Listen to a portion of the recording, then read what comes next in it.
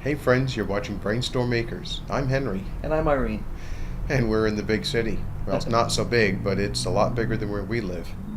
So Yep. we thought this morning that we'd do a little video about what we like about the city and what we like about where we live now. And we'll probably tag a few people here at the end. So what you're going to hear is you're going to hear some city sounds while we're talking because, well, we're in the city. We're staying in a nice B&B that our daughter set up for us. She arranged for my mother to come visit and have an impromptu 45th wedding anniversary party, which is a lot of fun. So, Irene, what do you like about the city? Shopping. Well, we happen to be in San Luis Obispo right now in California, and it's got one of those renovated downtowns. It's actually really alive. Parking there's a nightmare, but just a gazillion bookstores and record stores and ice cream stores and cafes and just the kind of fun things that I really, really enjoy. Not your big box store. There are some big boxes in there, but a lot of it is actually privately owned or small chain shops, which makes it very special. You're actually seeing what a person thinks rather than what a committee thinks in some big box store. So I really do really enjoy that. That is a lot of fun, and being able to go out for fresh nitrogen ice cream last night was not a bad thing either. You know, I really like going to the restaurants that are in the area. Now, Irene's an excellent cook, and I'm at least a passable cook. But it's nice to go out and have somebody else cook for you. Now, where we live, I guess we'd have to go about an hour and 10 minutes to go to a restaurant where it's more than average food. Mm-hmm. So it's a couple of hours worth of travel time to go have a nice meal. Right. And I'll be honest, the problem I have with that is we almost always wind up doing something like that for lunch, because who the heck wants to go out to a 7 o'clock dinner and get home at 10 o'clock and you haven't gone anywhere else? You've just gone to a dinner and then you're dragging your butt home in the dark with semis trying to run you over. Now, one of the things I like is I like having a paved road that I can drive on that's at Yes. least in reasonable condition. Now, I Mhm. also like having a little bit of dirt road where we live, but boy, I'll tell you, it's nice being able to get up and drive no matter what the weather is. Mm-hmm. Yeah, we don't have to think about whether it rained last night and whether the road's going to be all messy or something like that, or whether somebody's got a truck out in the middle of the road. But on the other hand, you have,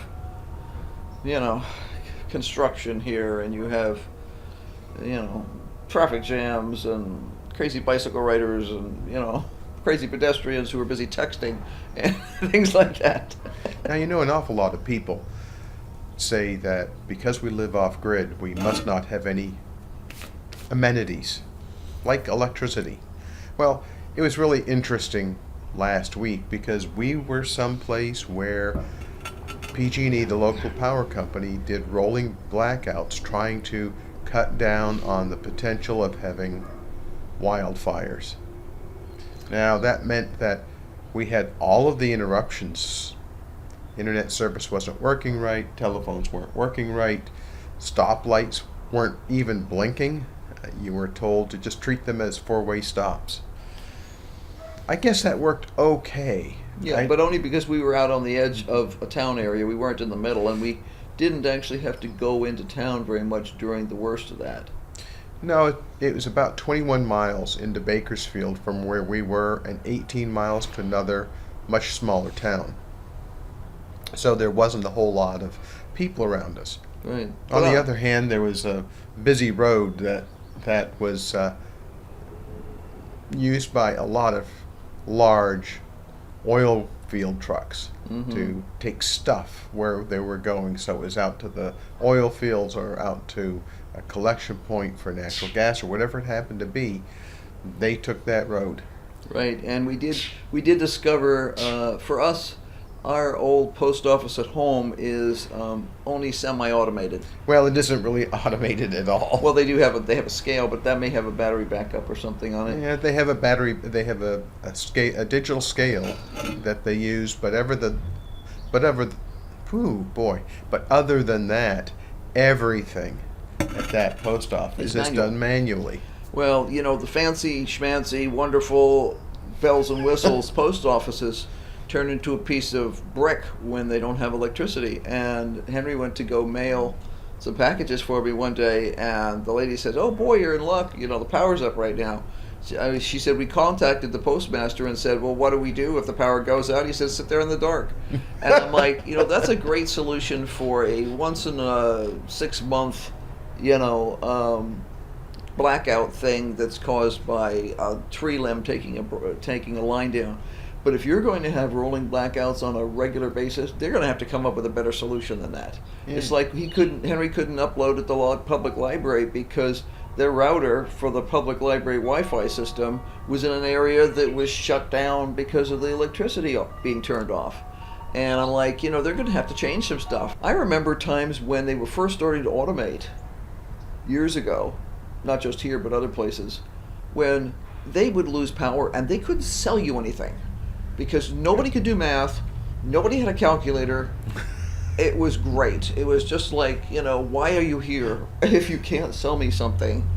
And you know, I can't imagine the big box stores, because we've been in Home Depot years ago when we were building our house. The girl had just spent 15 minutes checking up probably 100 different things, because it was all plumbing fittings, each one separate sort of thing with its own little code.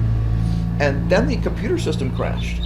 And then she had to start all over again. First it took 20 minutes for the computer system to come back up, and then she had to start all over again because it lost the entire sale. I mean, they need to come up with some better solutions. We have become fragile because of the lack of backup for electrical systems. We're not fragile. We're not. No, no. In fact, I remember when we were building the house, the guy who was doing some of our stucco work was whining one morning because he lost power in town, so he couldn't watch football the night before. And I'm like, gee, we didn't notice because we're not on the grid. We have power, but we're not on the grid, you know. And have we ever had to do without power because we ran out of electricity and this and that and the other thing? Yeah, for brief periods. But usually we have enough fuel to run a generator for a while if we really did run out of power. And we tend to be paying attention, and to be honest, we have flashlights and books that we could read. So, yeah. So now, one of the things that I don't like about the city, you've heard, which was a car going by, a truck going by. Yeah. We were woken up last night by the neighbors putting their garbage cans out. So, I don't like the close-in noise that you get in the city. Mm-hmm. It just isn't what I'm interested in. Right, and this is a college town, so you get somebody wandering home at 2 o'clock in the morning laughing with their friends, and you're like, I'm glad you think it's funny, but it's 2 o'clock in the morning. So we hope that you find our views about what was fun and not fun about city life versus where we live now. We hope it was interesting to you, and would like to tag a few people. One is, would like to tag Dan at Hoe In The Sticks. He lives in South Central Mississippi. East Central Mississippi. East Central Mississippi. That's number one. Number two, we're going to tag CB and Rene at CB's Greenhouse and Garden. They don't look like they live in a real close-in area, but it should be interesting. And third, Green Dream. Our friends down in very South Arizona. I'm not going to say, here comes our good friend, the garbage truck. And our good friends at Green Dream Project. They also live off-grid in the Arizona desert. They're not high altitude like we are, but they're certainly running into the large set of circumstances that you can get.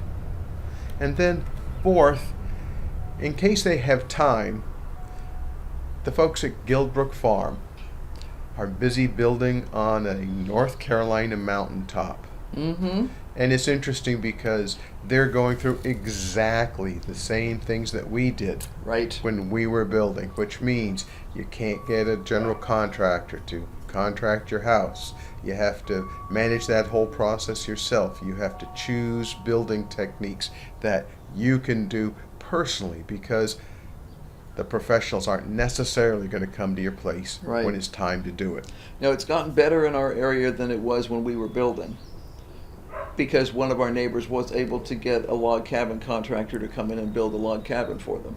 But when we first moved out there, you either got a manufactured home or you built it yourself, and that was it. So we'll talk some more about these topics in a future video. We think that an awful lot of people who are dreaming about going off-grid or dreaming about going out of the country may not fully understand what all the implications are of going in the country and really in the country. There's challenges, lots and lots of them. Like things like if a piece of appliance breaks, How do you get it fixed? how do you get it fixed? Who's It gonna used to come? be, you talk to the old timers out there and they're like, well, you throw it in the back of a pickup truck and you drive it to an hour's drive to somebody who'll repair it. And then you don't have that piece of appliance for until it comes back.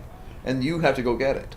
Please like and subscribe, and don't forget to hit the bell for notifications. When you do that, most of the time, YouTube is going to tell you when we've uploaded a new video.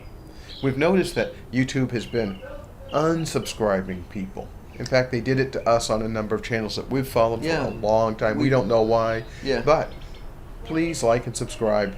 Hit the bell notification. And if you don't get notifications from us several times a week, why don't you come look for us? Yeah, because we have to do that once in a while. We'll say, gee, we haven't heard from so-and-so in a while. Let's check and see if we got unsubscribed again. So, have a great day. Thanks for watching. Take care, friends. Bye for now.